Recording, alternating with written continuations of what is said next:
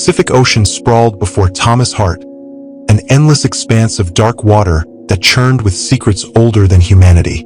At 30, he stood at the bow of the research vessel Odyssey, gripping the salt-crusted rail as waves slammed the hull, each crash a pulse in a rhythm he felt but couldn't name. The wind carried a briny tang, stinging his weathered face, a sensation as familiar as breathing. 20 years had passed since he nearly drowned at 10, yet the memory lingered, not as a scar, but as a summons etched into his bones. He could still feel the ocean's embrace as he sank, the water closing over him like a lover's arms, and the blue light that pulsed from the depths, not threatening but beckoning. A siren's call interrupted only by his father's desperate hands pulling him back to the surface. That moment had defined him, steering him toward marine biology, toward a life spent chasing the ocean's mysteries. Now, as lead scientist of a pioneering expedition to the Triton Trench, a chasm deeper than the Mariana, uncharted and unyielding, he felt the weight of that childhood encounter more acutely than ever. His fingers traced the worn brass compass hanging from a leather cord around his neck, its needle trembling faintly, as if drawn not to magnetic north but to the abyss below. The compass had been in his pocket that day, a gift from his father, and it had become his talisman, a tether to the moment the ocean claimed him as its own. The Odyssey cut through the waves, its high-tech frame a marvel of human ambition, built to probe depths where light and hope dwindled. Thomas's gray eyes scanned the horizon, where the ocean met a bruised sky, and he felt a stirring, a sense that the water was watching him back. "Dr. Hart, they're waiting in the lab." A voice broke through his reverie. Emily Voss, the expedition's medical officer, stood a few feet away, her practical ponytail swaying in the breeze. Her hazel eyes studied him with a clinician's precision, noting the tension in his shoulders, the way his hand lingered on the compass. "Lost track of time," Thomas said, forcing a smile that didn't reach his eyes. "Just feeling the ocean." Emily nodded, but her gaze lingered, as if she sensed the undercurrent of his words. "You've been out here an hour. Everything okay?" Her tone was professional, but there was a warmth there, a concern that made Thomas look away, uncomfortable with scrutiny. "Thinking about what's down there," he replied, his voice low, almost swallowed by the wind. He followed her across the deck, the ship's vibrations humming through his boots, a mechanical heartbeat beneath the ocean's organic pulse. The Odyssey was a floating fortress, its laboratories packed with sonar arrays, submersibles, and drones, all designed to conquer the unknown. Yet, as Thomas stepped into the main lab, the sterile glow of fluorescent lights and the hum of monitors felt inadequate against the trench's vast, unyielding mystery. The core team awaited. Captain Robert Callahan, silver-haired and weathered, his voice carrying the calm of a man who'd faced every ocean emergency. Sarah Ellison, the psychologist, her tablet glowing with notes, her sharp blue eyes dissecting every interaction. And Michael Torres, the dive technician, surrounded by technical diagrams of the Nautilus, the submersible that would carry them into the abyss. "Now that Dr. Hart has joined us," Captain Robert said, his tone measured, "we can review the approach to the Triton Trench coordinates."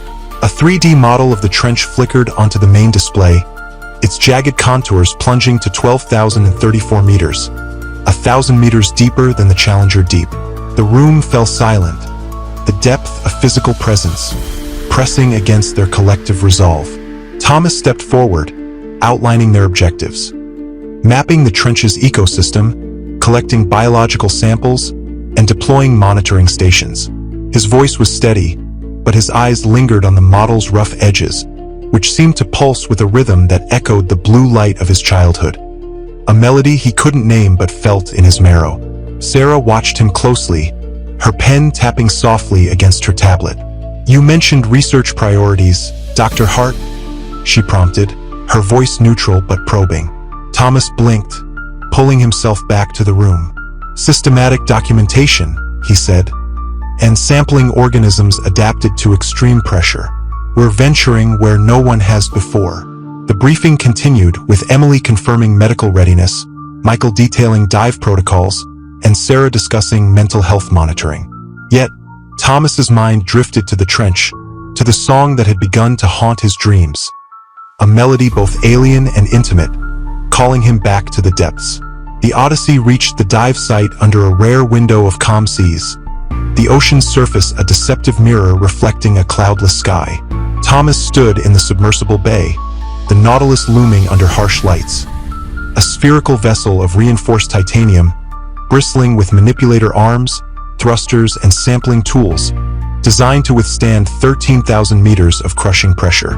Its viewport gleamed, a fragile eye into the abyss. Michael and Sarah joined him, the latter's presence a surprise, insisted upon by the funding committee for psychological monitoring during the record-breaking dive.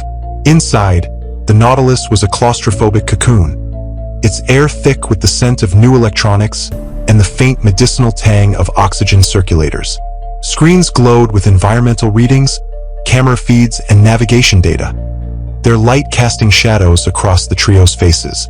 Pre-dive checklist complete, Michael announced after 20 minutes of methodical verification, his voice clipped with focus. The crane whined, lifting the Nautilus from its cradle and swinging it over the ocean's edge.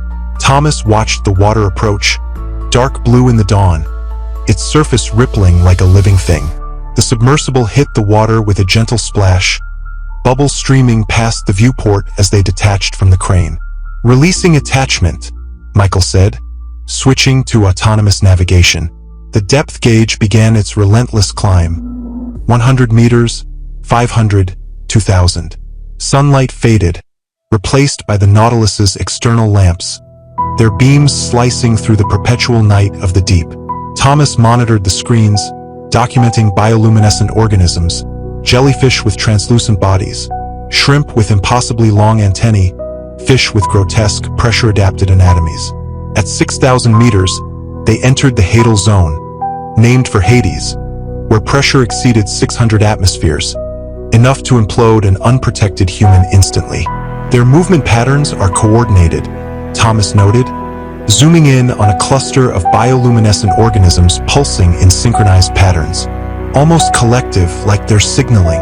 Sarah leaned forward, her tablet forgotten. Signaling what? Thomas hesitated, the patterns echoing the blue light of his childhood, the melody that had grown louder in his dreams since nearing the trench. I'm not sure, he admitted, but it's not random. At 12,034 meters, they reached the trench floor, a surreal landscape of sediment plains broken by rock formations and glowing structures. Those aren't coral, Thomas said, directing the cameras toward bioluminescent growths, extremophile colonies, pulsing in rhythm. The light was hypnotic, a slow dance of blue-green that stirred memories of his near drowning, of the song that called him back. He initiated sample collection, the Nautilus's arms extending toward the glowing formations. Alarms shattered the silence. Large mass approaching, Michael said, his voice taut. Moving fast from Sector 4. Thomas swung the cameras, but the darkness beyond their lights revealed nothing. It's big, Michael continued, checking sonar. Larger than anything recorded at this depth. The creature emerged, a serpentine behemoth over 30 meters long, its body adorned with limbs that moved with uncanny precision. Blue light patterns cascaded across its skin, complex and purposeful, mirroring the colony structures. Its sensory cluster, not eyes but something alien, fixed on the Nautilus. Charged, slamming the submersible with force, spinning them through the water. Hull integrity at 92%, Michael shouted over blaring alarms.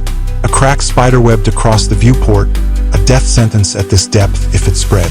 Emergency ascent, Michael ordered, releasing ballast. The creature struck again, its sensory cluster locking onto Thomas. In that moment, a melody filled his mind. Not through the subsystems, but directly. A song both foreign and familiar, its rhythm syncing with the creature's light patterns. As they surged upward, the creature retreated, its glow fading into the abyss. 8 hours later, they surfaced, the Nautilus battered but intact. Thomas's hands trembled as he unstrapped, the song lingering in his head, a whisper that refused to fade. The crew swarmed the submersible bay, Emily checking vitals, Captain Robert barking orders. Sarah's eyes met Thomas's, her expression unreadable, as if she sensed the change in him, the mark the trench had left. The conference room was a stark contrast to the abyss, its overhead lights harsh against the team's drawn faces. Thomas sat at the table, his fingers tracing the compass's edge, its needle still trembling. Michael presented footage of the creature, its light patterns frozen on screen, a mesmerizing dance of blue. "It's intelligent," Thomas said, his voice steady despite the song humming in his mind. "Its lights are a form of communication, not aggression." He didn't mention the melody, the way it had spoken to him, urging remember, return. Captain Robert announced a second dive in 48 hours, with stricter protocols and a new trench section to avoid the creature. Whispers rippled through the team, unease palpable. Sarah watched Thomas closely, her tablet recording every word. "You're fascinated by it," she said later in her office, her tone clinical but probing. "Not shaken like the others. Why?" Thomas deflected, citing scientific curiosity, but her questions about his childhood drowning stirred flashes. Another submersible, unfamiliar faces, the same blue light. The visions felt like memories, though he'd never been in another deep-sea vessel. That night, his dreams were vivid. A plunge into the trench without equipment, the pressure no obstacle. He swam freely, guided by the blue light and a song that spoke in concepts, not words. A language older than humanity, calling him home. He woke sweating, the compass in his hand, its needle pointing not north but down. The song lingered, a constant hum, drawing him to the lab where he pored over footage, sketching light patterns that matched the melody in his mind. The patterns were a language, he was certain, but what did they say? Sarah's sessions grew urgent. "Your pupils dilated during the debriefing," she said. "Not from fear, but recognition. What did you see in that creature?" Thomas hesitated, the song swelling in his head. "It's not just a creature," he said finally. "It's something more, a network, alive in ways we can't comprehend." Sarah's eyes narrowed, and she shifted topics, asking about his childhood. "You nearly drowned at 10. Did that change how you see the ocean?" The question triggered another flash. Not his childhood, but a different submersible, smoother than the Nautilus with unfamiliar controls. Faces he didn't know worked at panels, and through a viewport, the same blue light approached. The vision vanished, leaving Thomas disoriented. "Just a headache," he lied, rubbing his temples. The song was louder now, a counterpoint to Sarah's voice, urging him to remember something he'd lost. The second dive, with Lauren Kim replacing Michael due to his lingering ascent injuries, targeted a new trench section, 7 kilometers from the first. The Nautilus, its viewport reinforced, descended smoothly, the ocean closing over them like a shroud. Lauren, a skilled pilot with a no-nonsense demeanor, ran checks with precision, her movements a stark contrast to Thomas's growing distraction. At 11,000 meters, the seafloor revealed rugged outcrops and translucent organisms, crustaceans scuttling between rocks, tube worms swaying in unseen currents. Thomas hummed the song unconsciously, its melody now a constant presence. Lauren glanced at him, eyebrow raised. "Tune stuck in your head?"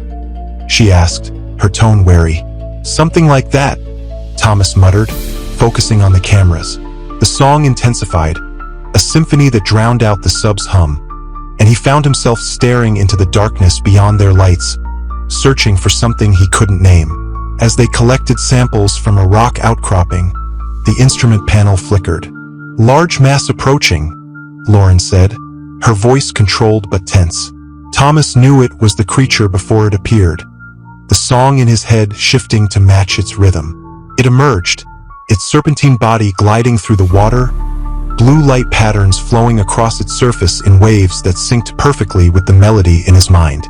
Unlike the first encounter, it moved deliberately, circling the Nautilus without aggression. "It's not attacking," Thomas said, stopping Lauren's evasive maneuvers. He pressed his hand to the viewport, and the creature's lights brightened, flashing in complex sequences. The song became thoughts, a language beyond words, conveying remember, return. Thomas felt a connection, a recognition that transcended species, as if the creature saw him not as human but as kin. Lauren's voice cut through, tight with panic. "We need to leave. Now." Thomas barely heard her, his hands still on the glass, the creature's lights pulsing in response. Lauren reached across him, hitting the emergency ascent button.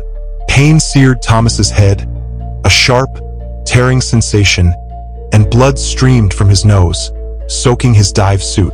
"You're bleeding," Lauren said, grabbing the medical kit. "Tilt your head back." The song faded as they ascended, but its call lingered, a promise unfulfilled.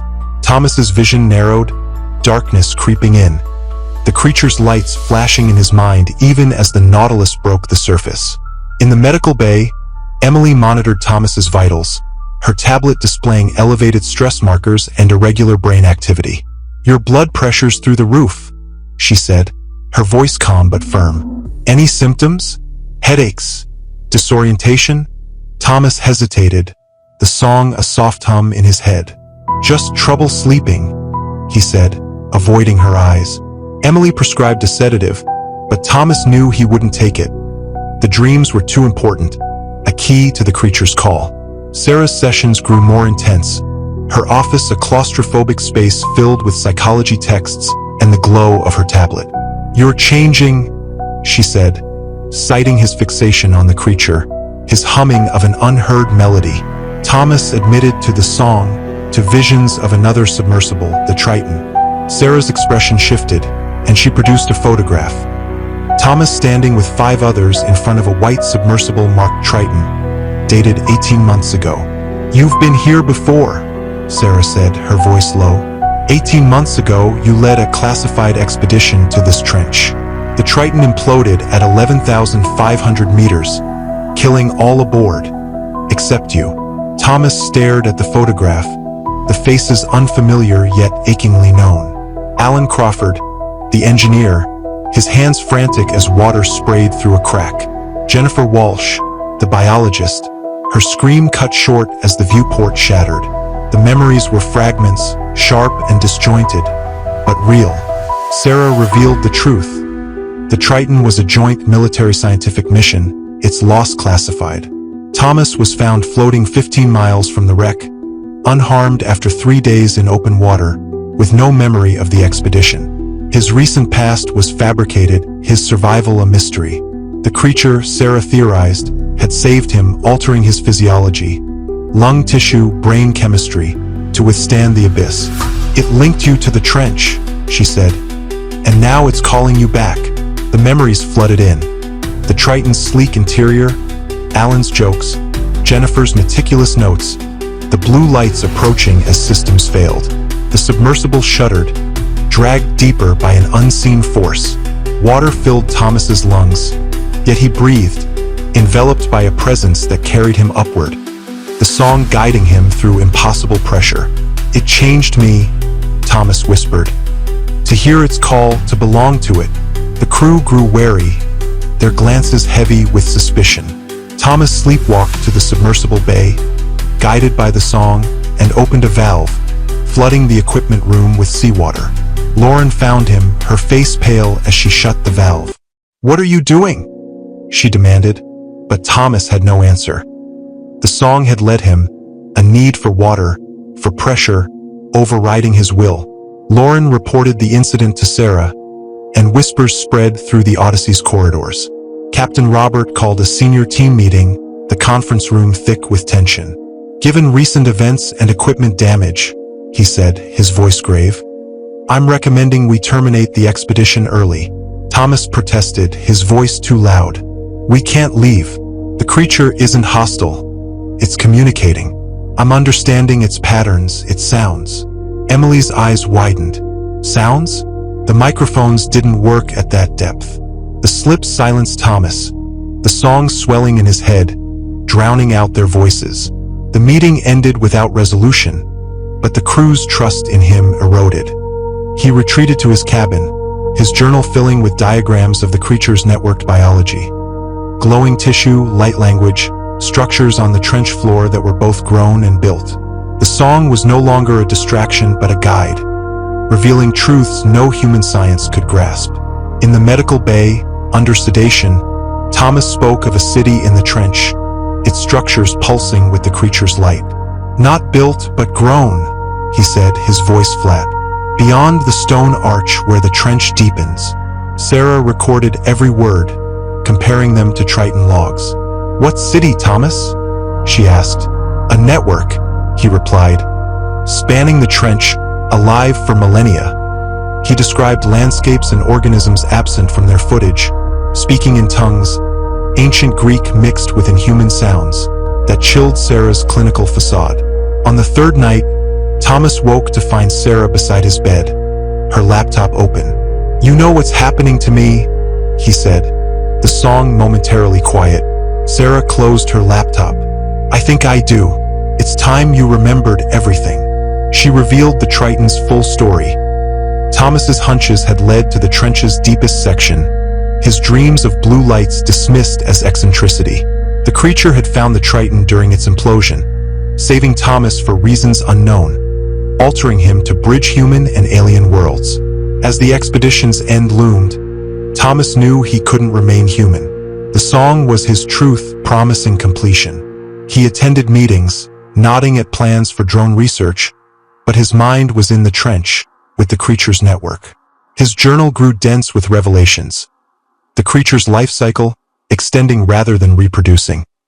Its communication through light and vibration. Its structures, a hybrid of biology and architecture. On the final page, he wrote, "It's preparing for me." On the last night, Thomas slipped into the submersible bay, the song guiding him. The security panel's code, 847,392, surfaced in his mind, and the doors opened. The Nautilus gleamed, its repairs complete. He initiated the launch sequence, alarms blaring as the crew awoke. Captain Robert's voice crackled through the comms. "Dr. Hart, return immediately," Sarah pleaded, citing delusion, but Thomas was serene. "This is evolution," he said, descending past 500 meters, 3,000, 7,000. At 11,500 meters, where the Triton had imploded, Thomas halted the Nautilus. The creature enveloped him, its light filling the cabin. He opened the airlock, water parting impossibly, held back by the creature's will. Stepping into the trench, his lungs filled with liquid, yet he breathed, the pressure a caress.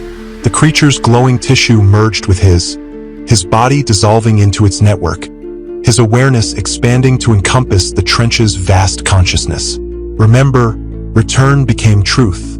Thomas Hart ceased to exist, his humanity a fleeting spark in the creature's eternal flame.